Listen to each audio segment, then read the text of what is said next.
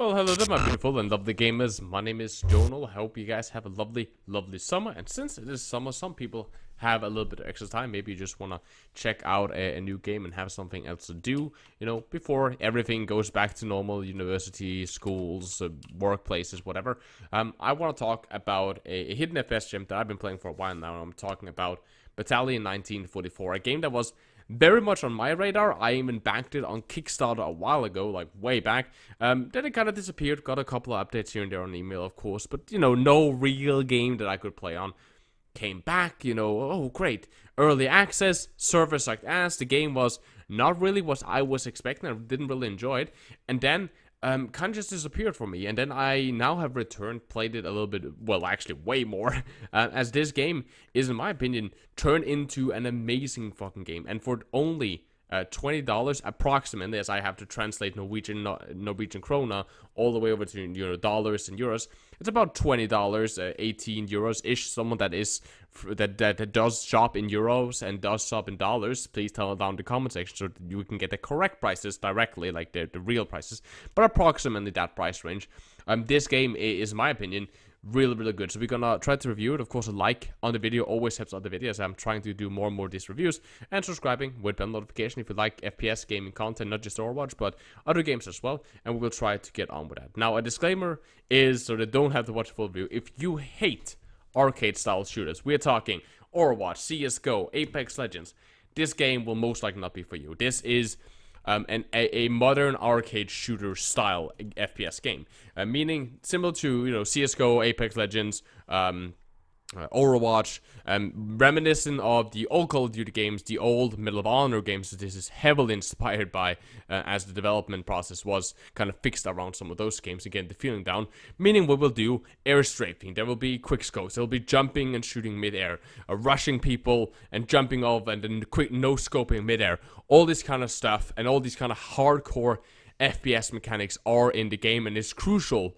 to even try to stay even competitively viable in the game. So that is the core fundamental of the game is that, which I personally love. I love that kind of gameplay. It's hard FPS, just like straight up accuracy, straight up raw mechanics and skill, and I personally love it. The gameplay of this is so satisfying. I think they have nailed down really well what makes an FPS game good. We've all played FPS games that doesn't really feel satisfying when you're getting killed, but in Battalion it feels so satisfying when you get a kill. You get that dopamine rush. They're like, okay, I got a kill. You get multiple kills, like you mow down 3-4 players with your SMG, your AR, or even just like locking down like a corridor or a corner with your sniper rifle, just like shooting one after another, just quick scoping onto them.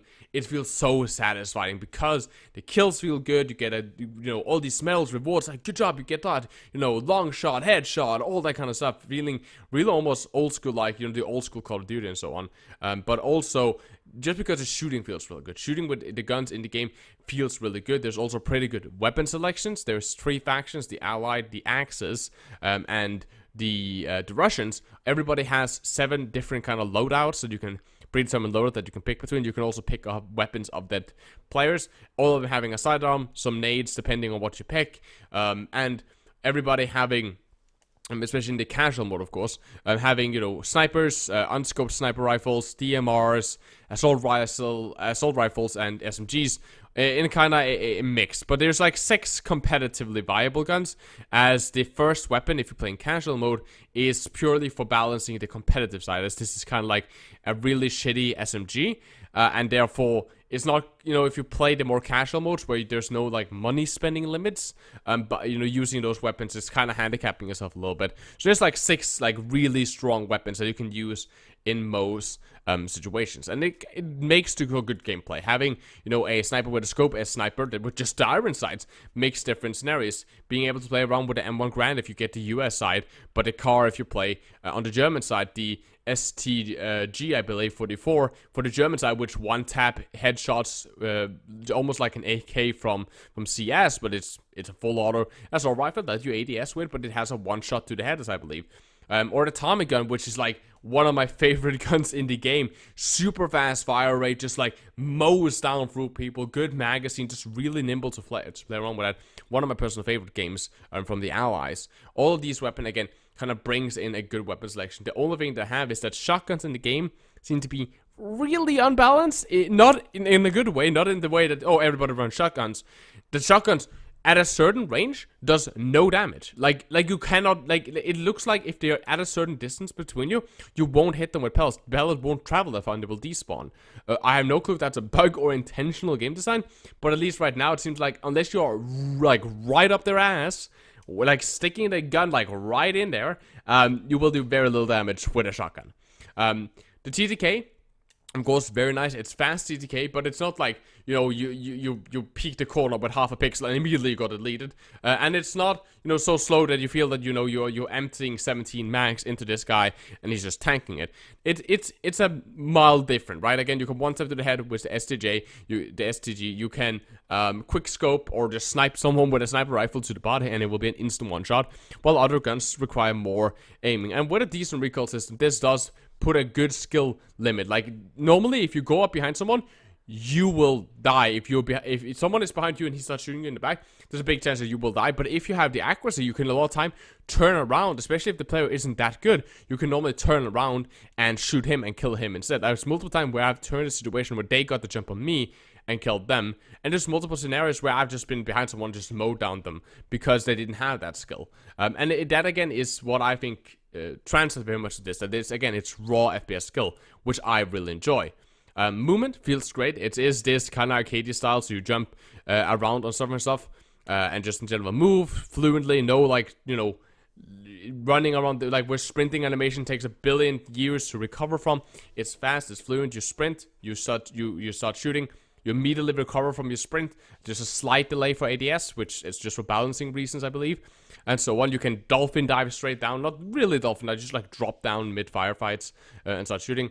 The only thing that I have to really talk about the movement is that vaulting animation is clunky as fuck. I have no clue. The rest of the movement system is so fluent, so natural, just like jumping up on crates, jumping up to high ground, feels super great. Then the vaulting animation comes in, and they take like years. It feels like years to go, and you are vulnerable. You cannot shoot. You cannot defend yourself. So a lot of time, because of the fast-paced nature of the casual mode of the game, when you're doing vaulting animation, you normally get punished, or it just feels like it just like kind of ruining the match flow with those vaulting animations. Same goes for climbing ladders. Takes a billion years to climb a ladder.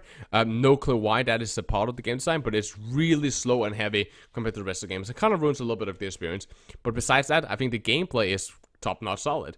Let's talk about the system setting. So you have pretty good audio, which is very important for a game that has marketed itself as both a casual but also specifically a competitive side with a Faceit integration, so integrated with the Faceit tournament system. Pretty good audio. You can hear what's going on and so on. There's also a minimap that will highlight enemies and so for you. Looks great. It's not AAA production at any cost, of course not. But it looks really good. Even at the lower settings, it looks really, really good. The graphics, you know, are good, but they're not the best. And this the problem. You know, some effects like, you know, nades are very underwhelming. Even on ultra settings, nades look very underwhelming. Like if you shoot a rock or if you get shot or something like that, or the general atmosphere effect, right? They don't feel that immersive, and that kind of like you really it's quite clear you're playing a video game. Let's put it like that. The game looks good and all that. It's just it's not very immersive, and it's lacking some of that, you know, kind of polished graphically that, you know, takes a good looking game and a good art style of a game to that next level. That's like the negative side of that. But besides that, it runs on really good performance. I'm gonna give it a plus side. While it's not the best polish, the performance is really good. It runs smoothly. I've gotten practically never any frame drops. I've run a 1070 GTX, an i7 processor. I have 16 gigs of RAM, and I do believe actually it runs on my ADD, not my SSD disk. So pretty good performance. When it comes to what you get for the price, what you get for you get bang for your buck, you do get content. You get a practice range, an actual good practice range, and it baffles me how some like AAA production games or some really like, you know, high tier games or expensive games, FPS wise, do not have a proper practice range that you can use. It absolutely baffles me. They have a pretty good practice range that you can use. You can customize most of your settings and so on, but you cannot customize crosshair settings, at least not default, as I have found. Colors of crosshair or what type, like if you want a dot or something like that, I've at least not found it. which is a little bit infuriating because I think that's just like a small thing that should be introduced in every single game, especially in a game that markets itself very much as like this hardcore competitive game. To have the crosses that you like, that you want to use, and the call that you want, really just, you know, ups the notch a little bit. Besides that, they have a pretty decent business model. It is a loot box business model, you know, so the supply drops come down and so on. You get normally supply drops when you level up. You get a little bit of supply drops or whatever they call it. I think they call it war chests or something. And they drop down and open, you get a skin or whatever, which is fine. You never feel, or at least I've not even closely felt pressured to get a loot box or to buy anything, and it doesn't feel like you're getting an unfinished game. Like sometimes when you buy a Call of Duty game, especially the modern ones, you kind of feel a little bit pressured to buy because either there's a gun behind the paywall or there's like this sick camo. So it feels like if you don't pay for these microtransactions, you don't get the full game because you don't get this sick camo that they, you know, clearly put a lot of effort in adding graphic, you know what's called this VFX, this FX on it, and so like smoke and all kind of cool pattern that moves around. And not here in Battalion. The skins, some of the skins looks really fucking badass. Please send me some skins. Buckle, I would love to have some skins, so please sponsor me with some skins. But the skins look awesome, but you never feel pressure to buy anything. I've at least not feel pressured at all. As they look cool, but they're not like anything like that. The only problem I have with the skin system is that it's a tier skin system, just like in CSGO, and also just like in CSGO, which is kind of an opposite. If you want a skin and you don't want to buy the loot boxes, you can normally find it on the marketplace. Someone is normally selling it on the marketplace. They're not like CSGO prices where, you know, you buy a knife for, you know, 500 euros or something like that. The prices are pretty good, but it's just that why have a tier, you know, a skin tier system with battle worn and flawless and battle hardened and all that kind of stuff? Like it just feels stupid because it adds a layer of RNG on top of a layer of RNG, right? I don't like it. I think that it's stupid. It's probably to kind of try to mimic a decent marketplace, to kind of, you know, up the value of flawless skins, which has worked, as flawless skins are worth significantly more than their counterparts. So it's probably try to drive an in-game economy, but I just still think that it's ridiculous and I don't like it. So that is Battalion 1944. If you like arcade hardcore shooters like that, where kills satisfying and the shooting feels good, that relies a lot on heavy, you know, mouse mechanics, just general aim and game sense, then this might be a game for you. It only costs about $20. So I highly recommend you checking it out. It is significantly worth your time if you like this type of games.